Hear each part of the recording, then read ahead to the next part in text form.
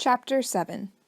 "All right, boys and girls," Miss Plimsoll said. "It is almost time for lunch. Clear up your things, paint pots securely closed, brushes washed, paintings unpinned and laid out to dry, drawing boards stacked against the wall. Ah, there's the bell. Front row first, Timothy leading, then Robin, in single file. Go."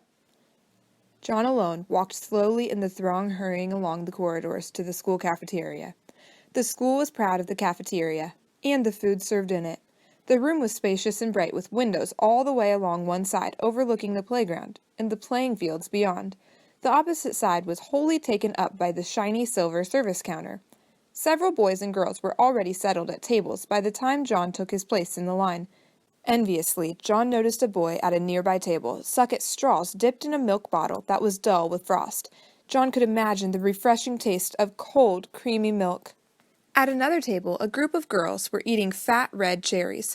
John could almost feel the firm fruit on his tongue and the pleasure of biting through the tart, juicy pulp. The cherries must taste good. They must be thirst-quenching. John unhappily took a tray from the pile and slid it along the rails in front of the top of the counter. He put a paper napkin, a glass, and a gleaming spoon, a knife and a fork on the tray. It seemed hardly worth the while, but he felt that he might as well try the food and drink. "Perhaps if I eat a different way, without letting anything touch my lips," he muttered, "my lunch won't change to chocolate."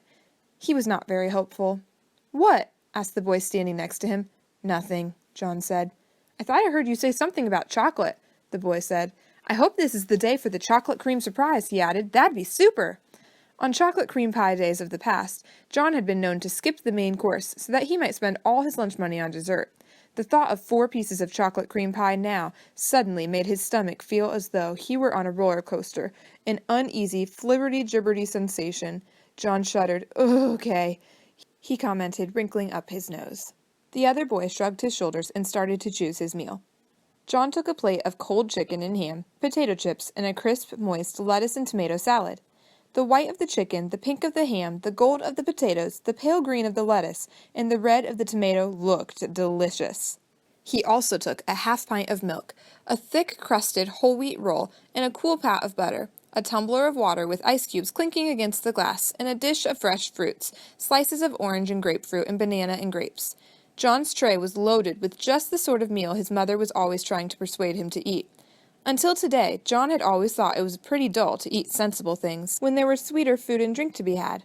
Today, however, the sensible things looked most appetizing, and his mouth began to water in its new sticky way. John paid for the lunch with his money his mother had given him, went to an empty table, and sat down.